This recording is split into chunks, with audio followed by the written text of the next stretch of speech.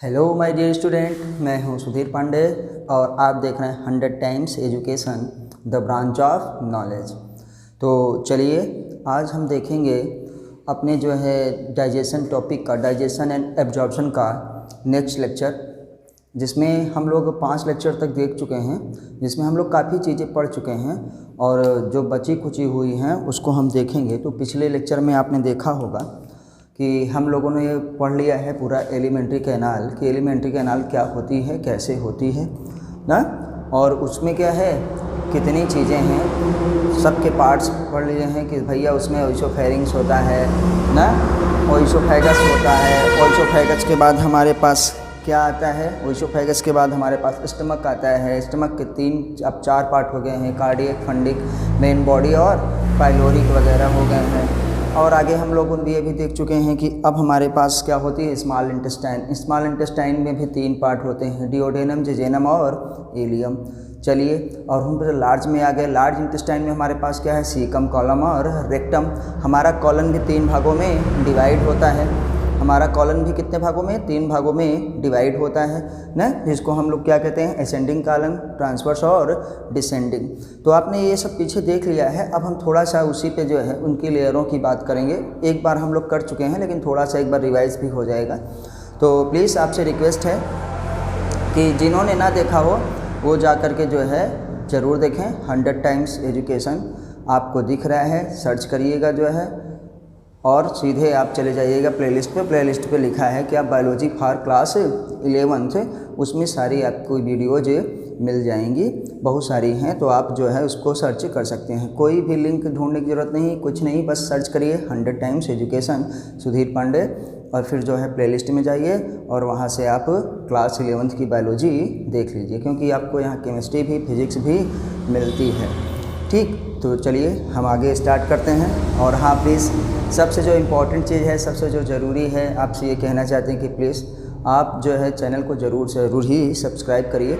अगर वीडियो आपको पसंद आती है तो उस पर लाइक करिए। अपने जो है कमेंट के माध्यम से अपने सुझाव भी आप हमको दे सकते हैं और अपने दोस्तों के साथ भी शेयर करिए।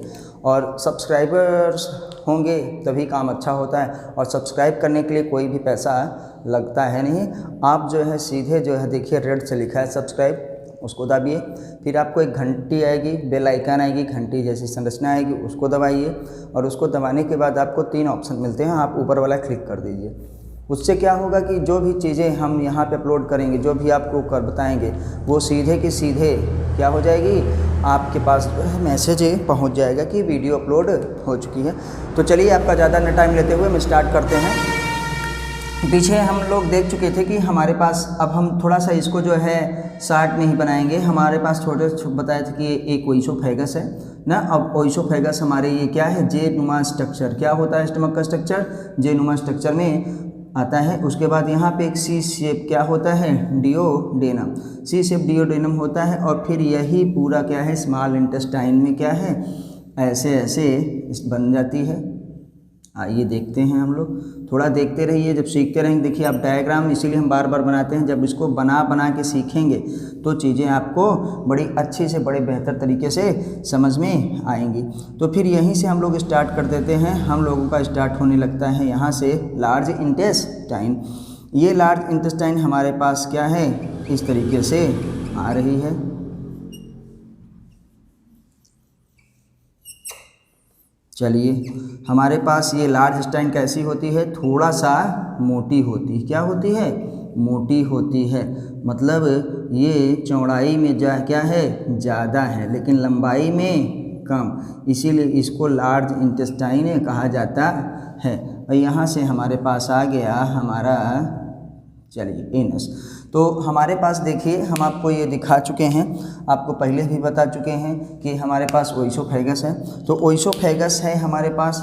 अब हम आपको थोड़ा बहुत जल्दी जल्दी बता दे रहे हैं, ये पूरा नहीं बताएंगे क्योंकि ओइसोफेगस पीछे हो चुका है। ये ओइसोफेगस है। अगर ओइसोफेगस है तो यहाँ से आने के लिए एक स्फिनेक्टर, मतलब क्या है, ढक्कन, जो हमारे फूड को यहाँ पे कंट्रोल करता है, क्या है, ताकि बैक फ्लो ना हो, बैक फ्लो ना हो। तो यहाँ पे ढक्कन, तो हम इसको कहते हैं गैस्ट्रो ओइसोफेगस स्फिनेक्टर। पूरा नाम होगा उसका गैस्ट्रो ओइसोफेगस स्फीनेक्टर, स्फीनेक्टर। तो हम आपको ये बता चुके हैं। अब हम यहाँ पे आते हैं, हमारे पास एक यहाँ पे भी ढक्कन मिल जाता है, इसका नाम है पाइलोरिक स्फीनेक्टर। कौन सा? पाइलोरिक स्फीनेक्टर। चलिए, तो ये कौन सा हो गया? पाइलोरिक स्फीनेक्टर, क्योंकि ये एक ढक्कन है जो बैकफ्लो ऑफ फूड को क्या करता है? प्रिवेंट द होता बैकफ्लो ऑफ फूड, जो भोजन को उल्टा जाने से रोकता है। हम आपको यहाँ पे बता चुके हैं कि ये हमारे पास क्या है? सी शेप डिओडेनम है। क्या सी शेप डिओडेनम है? कैसा होता है? सी शेप, याद रखिएगा, सी शेप डिओडेनम होता है। स्टमक हमारा कैसा है? J shape. हम यही पढ़ेंगे। हमारे पास क्या है? फिर ये आते हैं स्मॉल इंटेस्टाइन। स्मॉल इंटेस्टाइन के 3 पार्ट हैं, यही है। पहला डिओडेनम, दूसरा क्या है? जेजेनम, दूसरा हमारे पास क्या है? जेनम, और तीसरा हमारे पाम देखो यहाँ पे सुपर क्वाइलिंग थोड़ी और पतली पतली हो गई है, थोड़ा और यहाँ पे सटा देंगे तो हम यह कह दे रहे हैं कि ये हमारे पास क्या है? इलियम है। ILIEUM करिएगा, इलियम नहीं तो कोक्सल बोन का हो जाएगा। हम आते हैं उसके बाद हमारे पास ये सीकम वाला भाग होता है। ये सीकम है और यहीं से सीकम है, और सीकम से ही हमको एक वर्मीफोर अपेंडिक्स निकलता है, मतलब finger like projection. Finger like projection है जिसको हम लोग क्या कहते हैं? अपेंडिक्स कहते हैं। अपेंडिक्स, ये हमारे पास अपेंडिक्स हो गया। अपेंडिक्स बाद ये हमारे पास बड़ी आंत है। ये क्या है? बड़ी आंत है। ये क्या है? पूरी की पूरी बड़ी आंत। अब ये बड़ी आंत में हमारे पास यहाँ से स्टार्ट हो जाती है बड़ी सीकम कॉलन। ये कॉलन के 3 पार्ट हैं। कितने? 3 पार्ट। ये एसेंडिंग है कॉलन, ये क्या है? TC है ट्रांसवर्स कॉलन, और ये क्या है? नीचे क्या है? DC मतलब डिसेंडिंग कॉलन। उसके बाद हमारे पास ये रेक्टम बचता है। क्या है? रेक्टम, और यहीं पे हमारा फीकल मैटर स्टोर होता है। रेक्टम के बाद हमारे पास क्या आ गया? ये एनस है ना, यही के एनस, ये मतलब जो बना है ये एनस क्या है? गुदाद्वार। क्या है? एनस, जहाँ से हम मल त्याग करते हैं, जहाँ से हम मल त्याग करते हैं। तो ये चीज़ें हम आप लोगों को बता चुके हैं, ये चीज़ें हम लोग यहाँ पे पढ़ चुके हैं। आज हम और ये देखेंगे कि हम आपको चीज़ें क्या है? पार्ट्स में बताएंगे। तो हम यहीं पे एक पार्ट लिख लेते हैं, पूरा शेप कैसा होता है कि हमारे पास यहाँ से यहाँ जब हम आए तो ओइसोफेगस हमारा क्या है? ट्यूब लाइक पतली सी संरचना है, पतला सा स्ट्रक्चर है। तो हम क्या कहेंगे? ओइसोफेगस कैसा होता है? शेप। हेडिंग क्या डालेंगे? कि शेप। आपको सबका शेप बताते हैं कि कैसे होगा। ओइसोफेगस, चलिए, ओइसोफेगस कैसा होगा? Tube like. क्या है? ट्यूब लाइक, मतलब एक ट्यूब नुमा पतली सी संरचना होती है। हमारे पास आ जाते हैं क्या? स्टमक। दूसरा हमारे पास क्या है? स्टोमक। स्टमक कैसा होता है? J shape. कैसा? J shape. भैया जो NCERT में है आपको वही मानना पड़ेगा, भले वो क्या है? थोड़ी त्रुटिपूर्ण हो। हम आपको अभी बताने वाले हैं कि कहाँ पे यहाँ थोड़ी सी मिस्टेक हो रही है, लेकिन NCERT में हमको जो दिया गया है वही मानना पड़ेगा।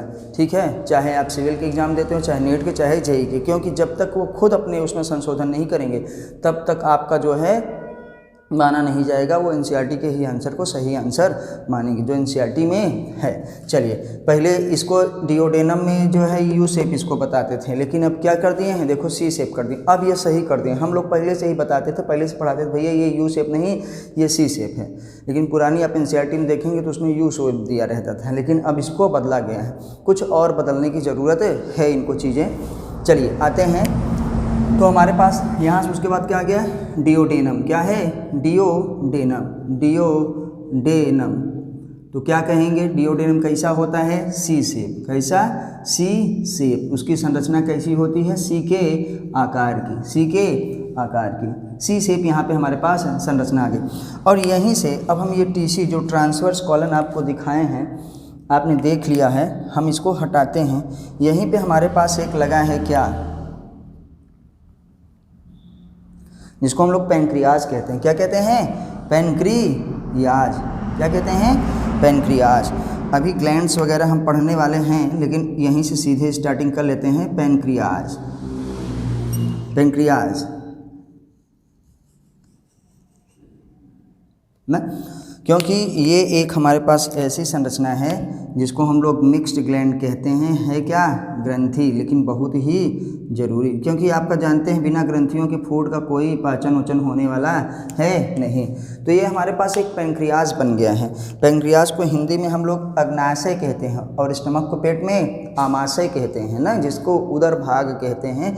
ये हमारे पास क्या हो गया? आमाशय, जिसको हम स्टमक कहते हैं, और ये हमारे पास अग्नाशय, तो हम इसको लिखते हैं क्या? पैंक्रियाज।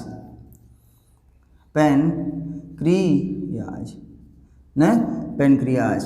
पैंक्रियाज को क्या कहेंगे आप? पैंक्रियाज हमारे पास अगर कभी पूछा नहीं गया है, अगर पूछा जाता है कि पैंक्रियाज का शेप कैसा होता है, तो आप कहें लीफ लाइक स्ट्रक्चर। देखो एक पत्ती जैसा है, क्या है?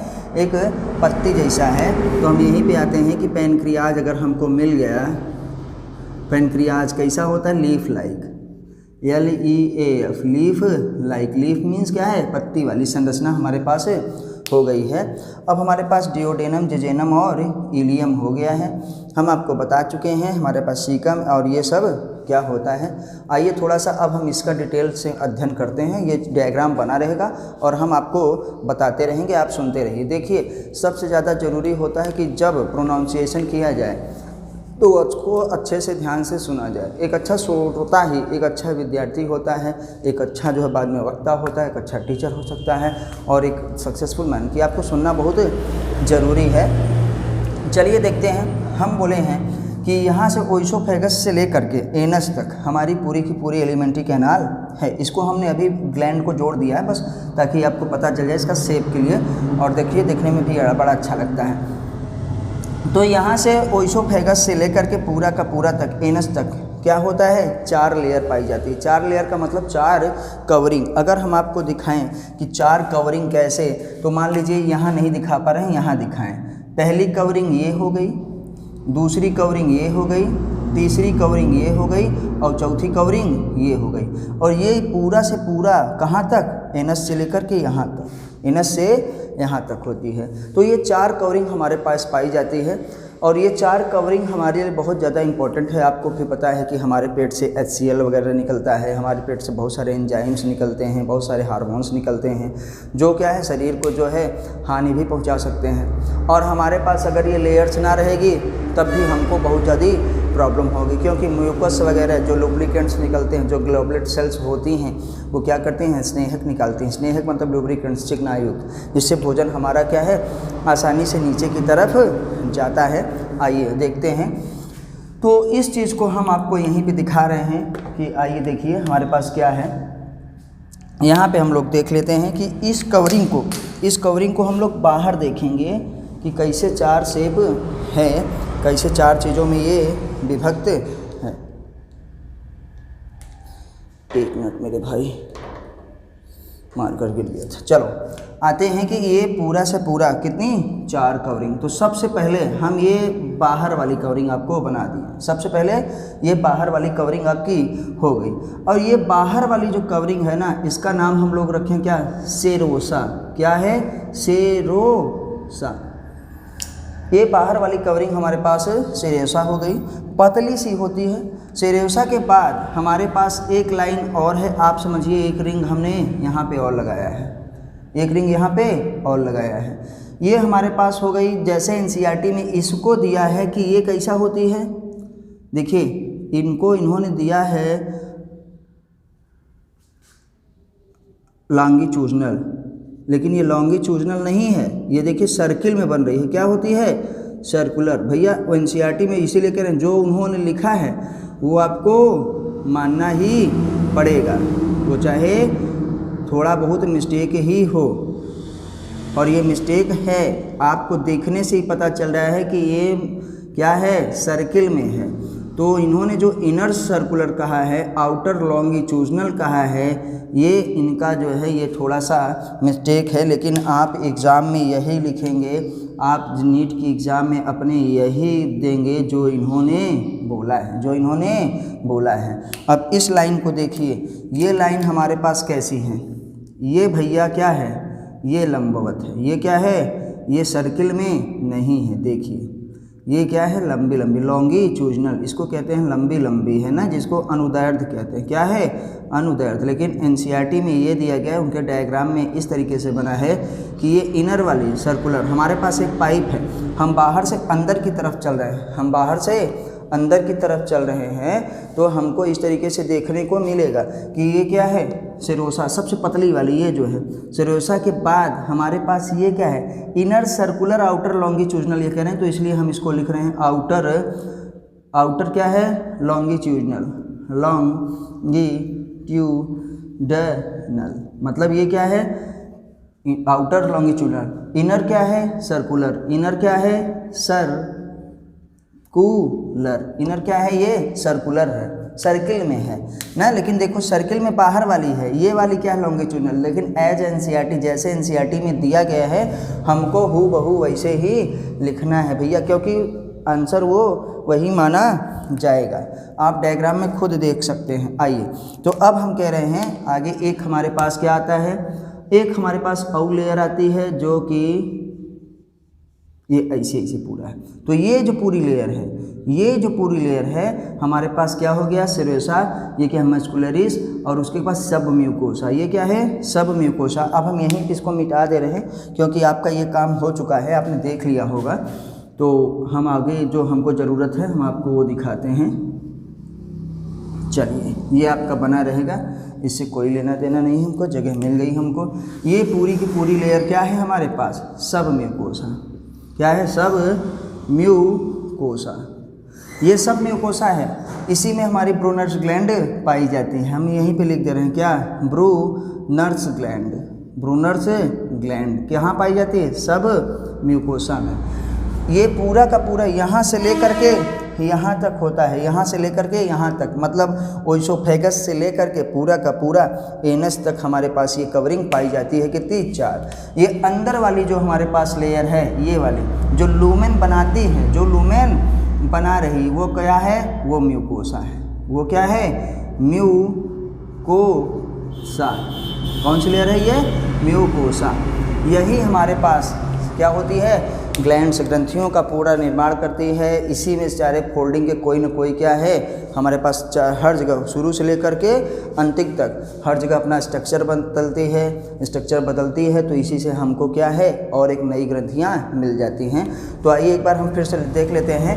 आप एनसीईआरटी के अपने डायग्राम में देखेंगे, हम आपको दिखा दें कि पेज नंबर अगर आप आते हैं 260 पे, तो एनसीईआरटी लेके बैठिए भैया, क्योंकि एनसीईआरटी पढ़ेंगे तभी बहुत ही अच्छे से होगा।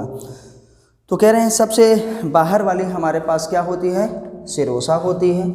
हमारे पास सिरोसा के बाद ये दोनों जो हमने ग्रीन से लिखा है, आउटर क्या है, लॉन्गिट्यूडिनल, इनर सर्कुलर, ये पूरा का पूरा मस्कुलरिस है, लेकिन इसको अलग अलग लिखा गया है। बस यहीं पे थोड़ा सा संशोधन करना चाहिए, अगर एनसीईआरटी नहीं करती है तो आप यही मानना पड़ेगा। देखिए इनर वाली क्या है, इनर वाली सर्किल नहीं, इनर वाली लॉन्गिट्यूडिनल है, और ये क्या देखो, ये राउंड में, तो सर्कुलर इसे कहेंगे, क्या कहेंगे कि सर्कुलर बाहर वाली होती है, लेकिन यहाँ पे इनर को सर्कुलर कहा गया है और आउटर को लॉन्गिट्यूडिनल। आप इसको ज़रूर देखिए। चलिए हमारे पास उसके बाद अंदर आते हैं, तो देखिए हमको मिल गया, ये क्या है, सब म्यूकोसा। सब म्यूकोसा में ही क्या पाई जाती है, ब्रूनर्स ग्लैंड पाई जाती है। और हमारे पास यहाँ पे क्या है, जो लूमेन बनाती है म्यूकोसा वही है। तो म्यूकोसा ही जो है ज़्यादातर क्या है, अपना स्ट्रक्चर बदलती है, अपना शेप बदलती है, अपना साइज आकार बदलती है, और तरह तरह की ग्रंथियों का निर्माण करती है।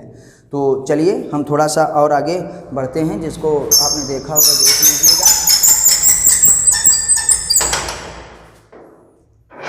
चलिए, थोड़ा लाइट चली गई थी, इस वजह से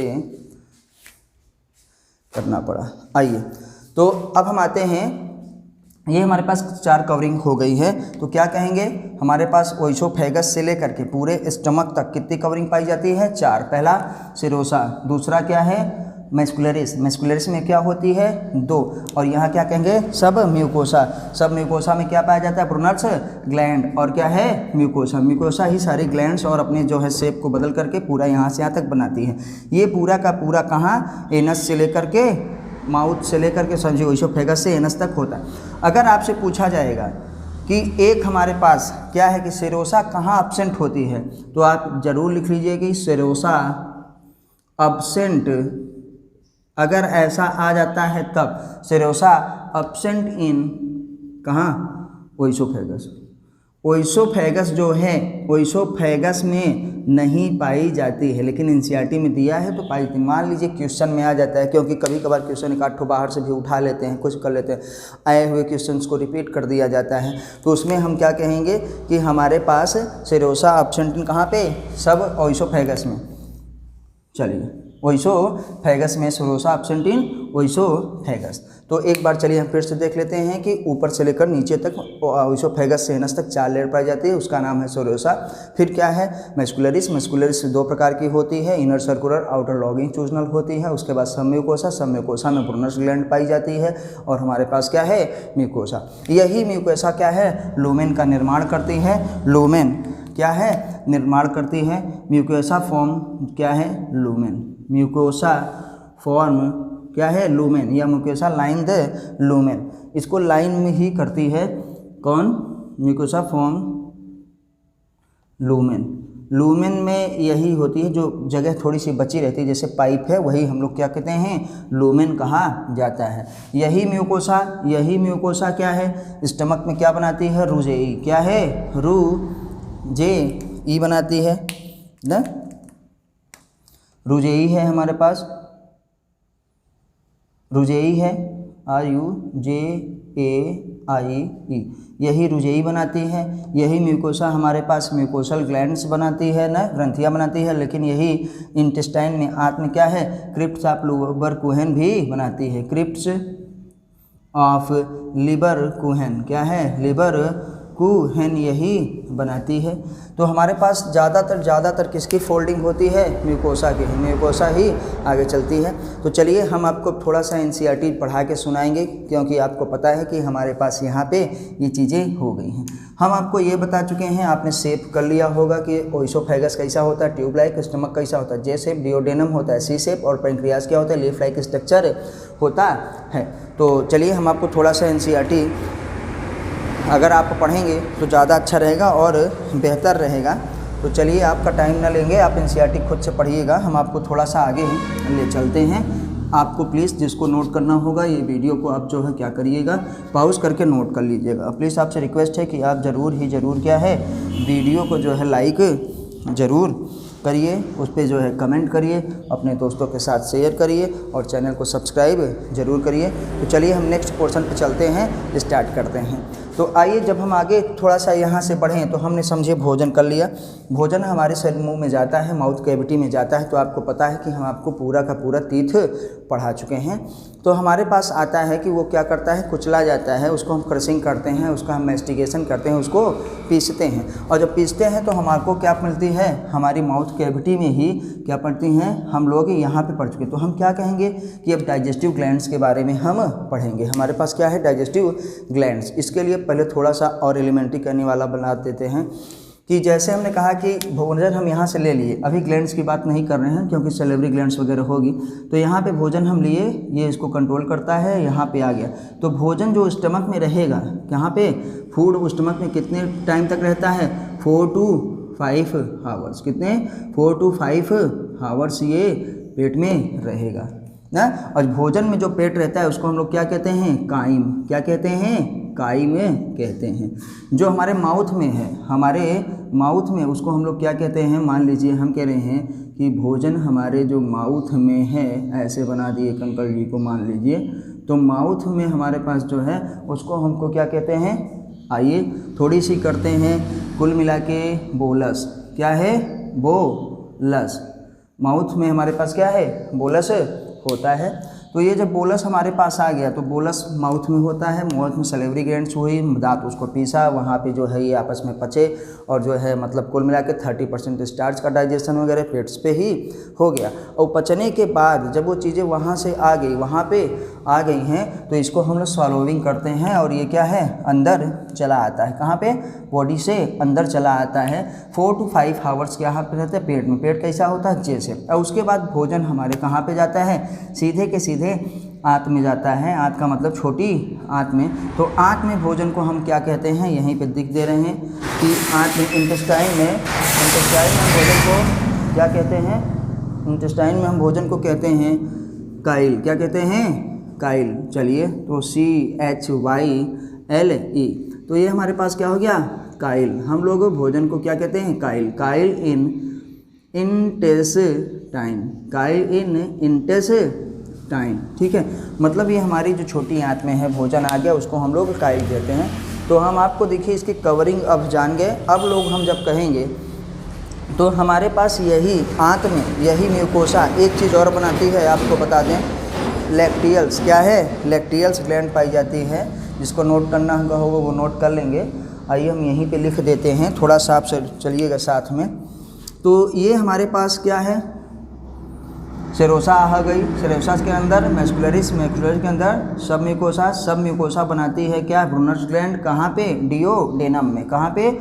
डिओडेनम में ही ये बनाती है हमारे पास ब्रूनर्स ग्लैंड। अब उसके बाद यहाँ से पूरा तक ये का बहुत सारे फोल्डिंग करती है, बहुत सारे फोल्डिंग करती है, जिसको क्रिप्स एफ्लुअर कुहन बनाती है, तमाम चीज़ बनाती है ना। अब ये जो अपना स्ट्रक्चर बना रही है, तो इसी में एक आ जाता है हमारे पास लैक्टियल्स। क्या है? लैक्टियल्स। लैक्टियल्स ना। लैक्टियल्स किसके लिए ज़रूरी होता है हमारे पास? फैट के लिए। फैट के लिए, फैट के एब्जॉर्प्शन के लिए, फैट के इमल्सिफिकेशन ऑफ फैट में होता है, तो लैक्टियल्स बनाती है। और यही हमारे पास पूरी की पूरी म्यूकोसा ही अंदर वाली क्या बनाती है? म्यूकोसा ही हमारे पास बनाती है क्या? Villi and microvilli. Villi and microvilli. Microvilli, villi and microvilli, sorry ज़्यादा लिख दिए। चलिए, विलाई एंड माइक्रोविलाई यही बनाती है। चलिए थोड़ा सा आगे बढ़ते हैं कि जब ये माइक्रोविलाई बनाई कहाँ पे? इंटेस्टाइन में। पेट में आपको बता चुके हैं कि रुजई बनाती है। और क्या कहते हैं? फैट के डाइजेशन के लिए क्या है? लैक्टियल्स बनाती है। तो ये सब कौन बनाता है? म्यूकोसा। सब कौन बनाता है? म्यूकोसा ही बनाती है। म्यूकोसा सब क्या है? Inner most layer. क्या है? Inner most layer of alimentary canal, मतलब आहार नाल की सबसे अंदर वाली जो हमारे पास संरचना होती है, जो लेयर होती है, वही हमको क्या है? म्यूकोसा निर्माण करती है। चलिए और आगे देखते हैं थोड़ा सा कि और आपने क्या देखा कि म्यूकोसा ही हमको और क्या बनाएगी? म्यूकोसा ही हमको म्यूकस ग्लैंड बनाती है। म्यूकोसा ही गोबलेट ग्लैंड्स, गोबलेट ग्लैंड्स बनाती। अभी हम ग्रंथियों में आएंगे तो इसको फिर से बताएंगे, लेकिन अभी म्यूकोसा का हम बता रहे हैं कि म्यूकोसा कैसे कैसे अपना जो है शेप बदलती है और उससे क्या फ़ायदा होता है, क्या चीज़ ये बनाती है। गोबलेट ग्लैंड्स क्या करती हैं? हमारे पास लुब्रिकेंट्स निकालती है। क्या है? लुब्रिकेंट्स। लुब्रिकेंट्स मतलब क्या होता है हिंदी में? स्नेहक ना। स्नेहक चिपचिपा पदार्थ निकालती है ना, जो हमारे पास स्नेहक होता है, जैसे हम लोग गाड़ी में तेल डलवाते हैं, ग्रीस लगाते हैं, तमाम चीज़, ताकि हमारा फूड आसानी से अच्छे से क्या हो? सीधे के सीधे हमारे पेट में चला जाए। तो हम लोग उसको कहते हैं कि ये हमारे पास क्या है? लुब्रिकेंट्स। स्नेहक भी यही बनाती है। और यही हमारे पास म्यूकस ना, जिसको हम लोग म्यूकोसा कहते हैं, हमको एसिड एंड बेस से क्या है? बचाती है। एसिड एंड बेस ना, तो क्या करती है? प्रोटेक्ट फ्रॉम, कहाँ से? Acid and base. Protect from acid and base, मतलब हमको एसिड और बेस से भी यही म्यूकोसा बचाती है। तो ये हमारे पास इतना हो गया है, एलिमेंट्री कैनाल हो गया है। तो 1 मिनट में देख लेते हैं, आप डायग्राम देखते रहिए। हम बोल रहे हैं कि चलिए माउथ में क्या होता है? फूड हमारे पास बोलस होता है। जब हम उसको अच्छे से कुचलते हैं, उसमें सलाइवा वलाइवा मिल जाता है, तो उसको देखिए, सुनिए ज़रूर, सुनने में ज़्यादा फोकस करिए। तो हम क्या करते हैं? उस पर सीधे क्या उसको स्वॉलोविंग करते हैं। जब स्वॉलोविंग करते हैं तो इसोफेगस के थ्रू हमारे यहाँ से होते हुए क्या है? वो स्टमक में जाती हैं। स्टमक में फूड कितने हावर्स तक रहता है? 4 से 5 हावर्स तक फूड रहता है। कहाँ? स्टमक में। स्टमक कौन सी कितने कैसे होती है? जे से। स्टमक का स्ट्रक्चर क्या होता है? जे से। फिर वहाँ से क्या है? ये पाइलोरिक स्फिंक्टर को पार करते हुए सीधे जाती है डिओडेनम में। और डिओडेनम हमारे पास क्या होता है? स्मॉल इंटेस्टाइन का पहला पार्ट होता है। उसका स्ट्रक्चर कैसा होता है? सी शेप होता है। सी शेप से हमारे पास एक जो है क्या जुड़ी रहती है? हम आपको बताए थे ग्लैंड, और इस ग्लैंड का नाम क्या भी बोले थे? पैंक्रियास। पैंक्रियास को कहते हैं अग्नाशय। यही है क्या? मिक्स्ड ग्लैंड, क्योंकि हार्मोन्स और एंजाइम का पूरा स्राव करती है। 2 हार्मोन्स भी आप जानते हैं किसका स्राव करती है? ये ग्लूकागॉन और इंसुलिन का, और पूरे के पूरे जो है हर प्रकार के एंजाइम्स को ये निकालती हैं। चलिए, तो हमारे पास क्या करते हैं? यहाँ से आए तो ये हमारे पास स्मॉल इंटेस्टाइन के कितने पार्ट हैं? 3 ना, डिओडेनम, जेजेनम और इलियम, क्योंकि डिओडेनम ही स्मॉल इंटेस्टाइन का पहला पार्ट है। तो हमारे पास डिओडेनम, जेजेनम और इलियम हो गया है। उसके पास हमारे पास लार्ज इंटेस्टाइन आता है। लार्ज इंटेस्टाइन में हमारे पास क्या होता है? कोई भी किसी भी प्रकार का पाचन नहीं होता है। जितना भी पाचन होना रहता है वो सब स्मॉल इंटेस्टाइन में हो जाता है। वहाँ पे भी क्या है? एब्जॉर्प्शन भी हो जाता है और शोषण भी होता है, लेकिन और शोषण लार्ज इंटेस्टाइन में होता है, लेकिन डाइजेशन लार्ज इंटेस्टाइन में नहीं होता है। हमारे पास यहाँ से 30% स्टार्च का डाइजेशन माउथ कैविटी में ही हो गया था। हमारे पास बियर, वाटर वगैरह जो लिक्विड फीड होते हैं ये यहीं से एब्जॉर्ब हो जाते हैं ना। हमारे पास हम यहाँ से आते हैं डिओडेनम वगैरह में, तो यहाँ से पूरा का पूरा पाचन और एब्जॉर्प्शन स्टार्ट हो जाता है माइक्रोविलाई और विलाई के द्वारा ये एब्जॉर्प्शन होता है। फिर स्मॉल इंटेस्टाइन में आते हैं तो इसी में स्मॉल इंटेस्टाइन है तो सारा होता है। लार्ज इंटेस्टाइन में आते हैं तो यहाँ पे हमारे पास ज़्यादा से ज़्यादा जो बचा कुचा वाटर्स रहता है, जो मिनरल्स रहता है, जो साल्ट वगैरह रहते हैं, जिनको बैलेंसिंग करनी होती है, जिसका ऑस्मो रेगुलेशन कंप्लीट करना रहता है, वो लार्ज इंटेस्टाइन में हो जाता है। बाकी रेक्टम में हमारे पास फूड जो है फीकल मैटर स्टोर रहता है, और जब हमारी इच्छा होती है, मतलब ऐच्छिक है ना, हमारे पास इच्छा से होता है तो हम जब जाते हैं ऑफिस तो ये एनएस के थ्रू हम उसको बाहर कर देते हैं। बाकी सारी चीज़ें अब हम लोग जब नेक्स्ट क्लास में पढ़ेंगे, नेक्स्ट लेक्चर में बहुत ही जल्दी, तो उसमें हम लोग क्या पढ़ेंगे? डाइजेस्टिव ग्लैंड्स के बारे में पढ़ेंगे, किसका क्या रोल है, पेनक्रियाज कौन कौन सा एंजाइम निकालता है, किसका डाइजेशन करता है, किसका जो है एब्जॉर्प्शन करवाता है, क्योंकि एंजाइम देने के। तो एब्जॉर्प्शन मेनली कहाँ पे होता है? मेनली डाइजेशन एंड एब्जॉर्प्शन कहाँ पे होता है? स्मॉल इंटेस्टाइन में होता है, याद रखिएगा। तो चलिए फिर हम अगली क्लास में मिलेंगे, तब तक आप लोगों से नमस्ते। वीडियो को लाइक करिए, अपने दोस्तों के साथ शेयर करिए, तथा अगर आपको अपने सुझाव अच्छे लगते हों तो जो भी आपके मन में हो वो हमको कमेंट के माध्यम से आप बता सकते हैं, और प्लीज़ चैनल को सब्सक्राइब ज़रूर करिए। चलिए हम फिर मिलेंगे नेक्स्ट वीडियो पे, तब तक जय हिंद, जय भारत, और आप लोग पढ़ाई करते रहिए।